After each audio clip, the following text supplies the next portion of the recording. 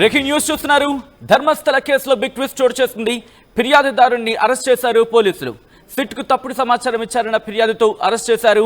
వందలాది మృతదేహాలను తాను పూడ్చానని గతంలో పారిశుద్ధ్య కార్మికుడు ఫిర్యాదు చేశాడు. పారిశుద్ధ్య కార్మికుడిని విచారించారు పోలీసులు. అతడు చెప్పిన విషయాలన్నీ కల్పితమేనని నిర్ధారణకు వచ్చారు పోలీసులు. కంప్లైంట్ చేసిన వ్యక్తిని భయపెడుతున్నారు అన్న ఆరోపణలు కూడా అక్కడ ఉన్నాయి. ఫిర్యాదుదారులను భయపెడుతున్నారంటూ కూడా ఆరోపణలు వినిపించాలంటే అర్థం చేసుకోవచ్చు. భయపెట్టి కేసు వెనక్కి తీసుకునేలా చేస్తున్నారన్న విమర్శలు కూడా వెలువెత్తిన సందర్భం. మరి ముఖ్యంగా 13 స్పాట్స్ గురించి మాట్లాడుకున్న సందర్భంలో అక్కడ తవ్వకాలు జరిపారు. కానీ అక్కడ బయటపడింది ఏంటి? మరి ముఖ్యంగా కొన్ని ఎముకలు బయటపడ్డాయి. దాంతోపాటు కొన్ని వాటికి సంబంధించి అవశేషాలు బయటపడినట్టుగా మాట్లాడుకున్న సందర్భం. కానీ 13 చోట్ల తాను చెప్పిన 13 చోట్ల తవ్వకాలు జరిపిన సందర్భంలో ఈ ఘటనకు సంబంధించి పూర్తి స్థాయిలో బలం చేకూరేలా ఆధారాలు ఎక్కడైనా దొరికాయా? లేదుగా. ఇదే క్వశ్చన్ తెర మీదకి వచ్చింది. దాంతోపాటు మరికొన్ని అంశాలు కూడా చర్చకు వచ్చాయి. అసలు ఎందుకు ఇలా చేశాడు? ఒకవేళ ఆరోపణలకు సంబంధించి మాట్లాడుకున్న క్రమంలో ఎందుకు భయపెట్టాలనుకున్నాడు?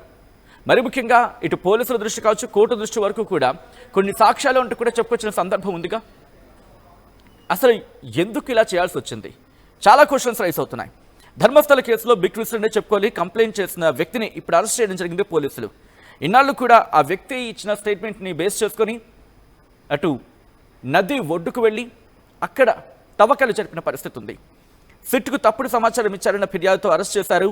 వందలాది మృతదేహాలను తాను పూడ్చారని గతంలో పారిశుద్ధ్య కార్మికుడు ఫిర్యాదు చేశాడు. సో ఈ నేపథ్యంలో ఆ వ్యక్తి చెప్పిన మాటలన్నీ కూడా కల్పితమేనని చెప్పి పోలీసులు నిర్ధారణకు వచ్చిన సందర్భం. సో ఈ క్రమంలోని ఆ ఇన్వెస్టిగేషన్ దాదాపుగా ఆగిపోయిందా అనే చర్చ జరుగుతున్న అర్థం చేసుకోవచ్చు. అయితే ఇక్కడ మిస్సింగ్ అమ్మాయిల సంగతి ఏంటి? మిస్సింగ్ అమ్మాయిలు అంటూ కూడా చెప్పుకొచ్చిన సందర్భం ఉంది కదా. ధర్మస్థల కేసులో షాకింగ్ ట్విస్ట్ ఏంటంటే తన కుమార్తె అదృశ్యమైందంటూ వ్యక్తులు చెప్పిన మాటకు సంబంధించి కూడా అవి కూడా కట్టుకథలే. అసలు తన కూతురే లేదని, కేవలం వారు చెప్పడం వల్లే అలా చేశానని ఆ మహిళ చెప్పినట్టుగా ప్రస్తుతం అక్కడి వార్తా కథనాలు బయటకు వస్తున్న సందర్భం. ఇటు సోషల్ మీడియాను షేక్ చేస్తుందనే చెప్పుకోవాలి ధర్మస్థల విషయం. ఇప్పటికే కీలక వ్యక్తిగా చెప్పుకుంటున్న వ్యక్తి తాను ఇచ్చిన స్టేట్మెంట్స్ రాంగ్ అని చెప్పడం, ప్లేట్ ఫిరాయించడం ఇప్పుడు అందరినీ కూడా షాక్కి గురి చేసింది. 2023లో స్నేహితులతో కలిసి ధర్మస్థలకు సంబంధించి మాట్లాడుకున్న సందర్భం కూడా ఒక కథనం మనం విన్నాం. అయితే ఆ వ్యక్తి చెప్పిన మాటలు ఎంతవరకు వాస్తవం? ధర్మస్థలలో మృతదేహాలను పూడ్చిపెట్టారని చెప్పిన ఆ పారిశుద్ధ్య కార్మికుడి మాటలను ఎంతవరకు విశ్వసించవచ్చు అనే కోణంలో పోలీసుల దర్యాప్తు జరిగింది. 13 లొకేషన్స్, దాదాపుగా 10 రోజులకు పైగా వేట. ఎందుకు నేను వేట అనే పదం ఉపయోగించడం జరిగిందంటే ఒకసారి చూడండి, 13 లొకేషన్స్లో తవ్వకాలు జరపడం, ఆ ఇన్వెస్టిగేషన్ జరగడం అదేం ఆషామాషి వ్యవహారం కాదు. బట్ ఇక్కడ మాట్లాడుకున్న సందర్భంలో అంత స్ట్రాంగ్గా ఎవిడెన్స్ బేస్డ్గా ఇన్వెస్టిగేషన్ వెళ్తుంది అనుకున్న క్రమంలో కూడా ఒక్కటంటే ఒకటి బలమైన ఆధారం ఒకటి మీరు చూడొచ్చు. ఆ బ్యాగ్లో ఏవో ఉన్నాయి అంటూ కూడా మాట్లాడుకున్న సందర్భం ఉంది కదా. అంటే ఎక్కడా కూడా ఈ ఆరోపణలో వాస్తవం లేదు. రిమెంబర్, ఎప్పుడైతే ఇన్వెస్టిగేషన్ జరుగుతుందో ఇన్వెస్టిగేషన్ జరుగుతున్న క్రమంలో కూడా ఒక ఇంట్రెస్టింగ్ విషయం బయటకు వచ్చింది. ఏంటది? ఇతగాన్ని భయపెడుతున్నారు, కేసుని తప్పుదోవ పట్టించే ప్రయత్నాలు జరుగుతున్నాయని ఆరోపణలు కూడా వినిపించాయి.